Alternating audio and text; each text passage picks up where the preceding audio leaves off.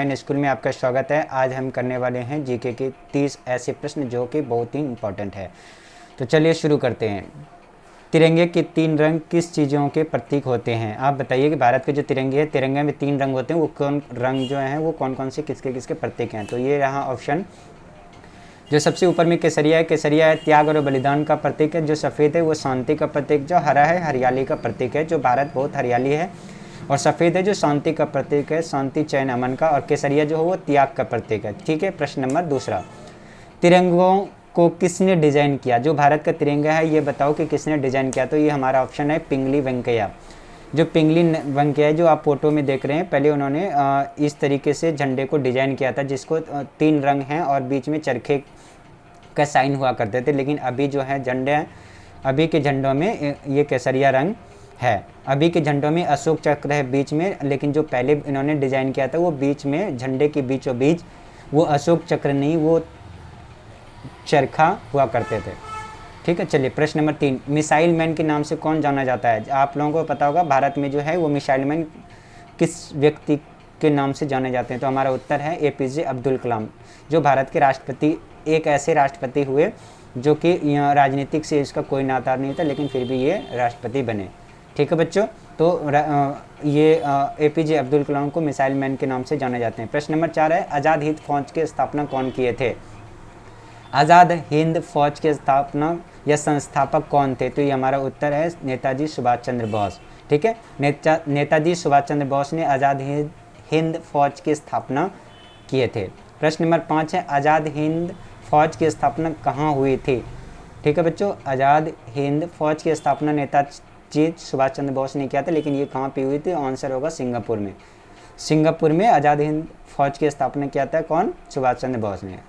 प्रश्न नंबर 6 है, जनसंख्या की दृष्टि से विश्व में भारत का स्थान क्या है?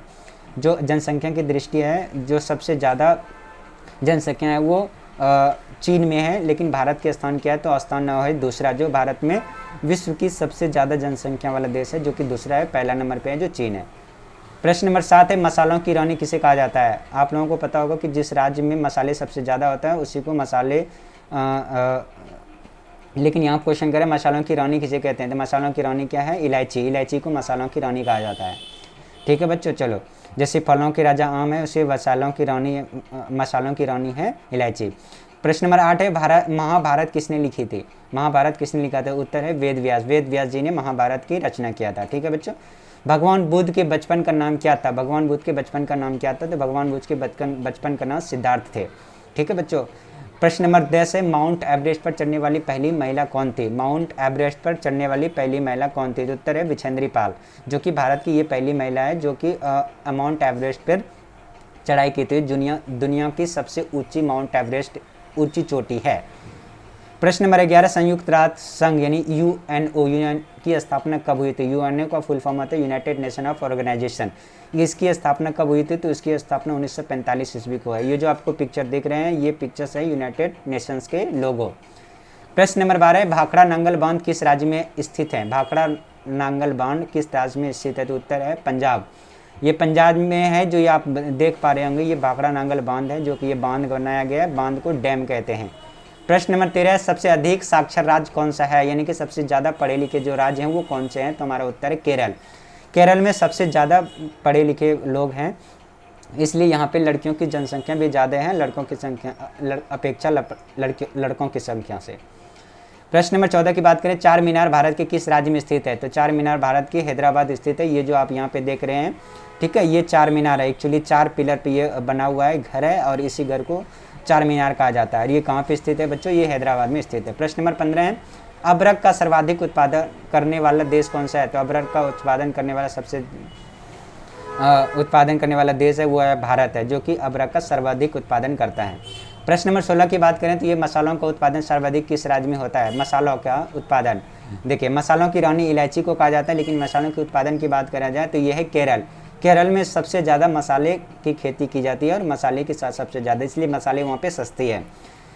प्रश्न नंबर 17 बात करते हैं, भारत की संसद यानी पार्लियामेंट जिसे कहते हैं वो किस राज्य में स्थित है? तो हमारा उत्तर हो जाएगा दिल्ली में, यानी न्यू दिल्ली में भारत का जो पार्लियामेंट है। ये पार्लियामेंट यहाँ पे आप देख पा रहे होंगे, ये पार्लियामेंट है भारत की।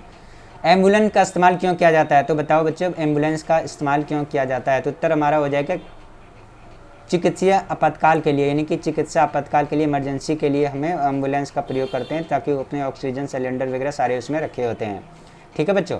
प्रश्न नंबर 19, 15 अगस्त को भारत के प्रधानमंत्री कहाँ झंडा फहराते हैं? तो हमारा उत्तर हो जाएगा लाल किले पर। लाल किले पर भारत के प्रधानमंत्री झंडा लहराते हैं। कौन से दिन? 15 अगस्त को। 15 अगस्त को हम स्वतंत्रता दिवस भी मनाते हैं। प्रश्न नंबर 20 LBW शब्द किस खेल पे उपयोग किया जाता है? तो हमारा उत्तर हो जाएगा क्रिकेट ही है। क्रिकेट में 11 प्लेयर्स होते हैं, जो कि LBW का प्रयोग क्रिकेट खेल में किया जाता है।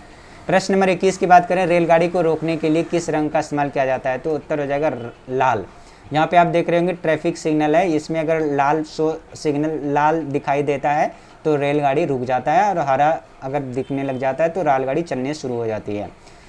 तो प्रश्न नंबर 22, नासा किस देश में स्थित है? आपको बता दें नासा क्या है? एक स्पेस एजेंसी है, जो कि ये अमेरिका में स्थित है। नासा का काम क्या करती है? ये रॉकेट को लॉन्च करती है, मिसाइल को लॉन्च करती है। ठीक है, चलिए प्रश्न नंबर 23, किस देश में मच्छर नहीं पाए जाते हैं? हाँ, तो बच्चों बताओ कि किस देश में मच्छर नहीं पाए जाते हैं? तो ये है फ्रांस। फ्रांस में एक भी मच्छर नहीं पाए जाते हैं। ठीक है। कौन सा देश कभी गुलाम नहीं हुआ? तो आपको बता दें कि ये जो नेपाल एक ऐसा देश है जो अभी तक ये गुलाम नहीं हुआ। कारण क्या हुआ? क्योंकि वहाँ पे जो ठंडी वातावरण बहुत है, वहाँ पे नेपाल में कुछ ऐसा है नहीं, और इसलिए अंग्रेज़ों ने यहाँ पे कोशिश नहीं किया गुलाम करने की। ठीक है। विश्व में देशों की संख्या कुल मिला के कितनी है? तो हमारा उत्तर हो जाएगा 195। यानी कि अगर लिस्टेड की यूएनओ में अगर लिस्टेड की बात करें तो 195 है, वैसे 206 है, लेकिन कई ऐसे देश हैं जिनका नामकरण नहीं हुआ, और वो इसलिए अभी जो लिस्टेड हैं यानी कि 195 है। प्रश्न नंबर 26, जापान के किस शहर पर परमाणु बम गिराया गया था? आप लोगों को पता होगा कि जापान के किस शहर पर परमाणु बम गिराया गया था, जो अमेरिका के द्वारा गिराया गया था 6 अगस्त और 9 अगस्त को। तो नाम कहाँ गिराया गया था उसका नाम पूछा, तो एक है तो नागासाकी और एक हिरोशिमा। नागासाकी में 6 अप्रैल को और हिरोशिमा पर 9 अप्रैल को गिराया गया था। ठीक है। जो नागासाकी पे गिराया था वो लिटिल बॉय था, और हिरोशिमा पे जो गिराया था उस बम का नाम था फैट मैन। ठीक है। ये जो आप लोग यहाँ देख रहे हैं ये बक्सा की तरह और ये जहाज की तरह, यही है परमाणु बम, यानी कि और इसी को गिराया गया है। अब यहाँ पे देखो जापान पर कब परमाणु बम गिराया गया, तो ये है 1945 को ही गिराया गया था।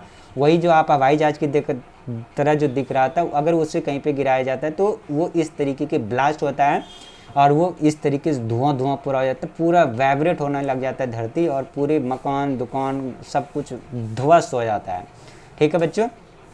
किसे उगते हुए सूरज का देश नाम से जाना जाता है? यानी कि आप बताएं कि कौन से देश को उगते हुए सूरज के नाम से जाना जाता है? तो हमारा उत्तर हो जाएगा जापान। जापान है जो उगते हुए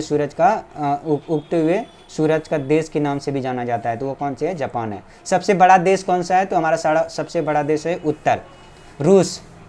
ठीक है बच्चों। सबसे बड़ा देश कौन सा होगा? वो तो रूस है। रूस सबसे बड़ा है, इसे USSR भी कहते हैं। ठीक है। क्वेश्चन नंबर यानी प्रश्न नंबर 30, अमरनाथ किस राज्य में स्थित है? तो बताएं बच्चों अमरनाथ किस स्थित है? तो जम्मू कश्मीर में। ये जम्मू कश्मीर में अमरनाथ स्थित है, और यहाँ पे आए दिन बाढ़ तबाही आते रहती है। ठीक है। तो ये रहा 30 के 30 प्रश्न। आपको ये जानकारी पहले नहीं होगी, और जानकारी आपको अच्छी लगी तो वीडियो को लाइक और शेयर एंड सब्सक्राइब जरूर करें। Thank you.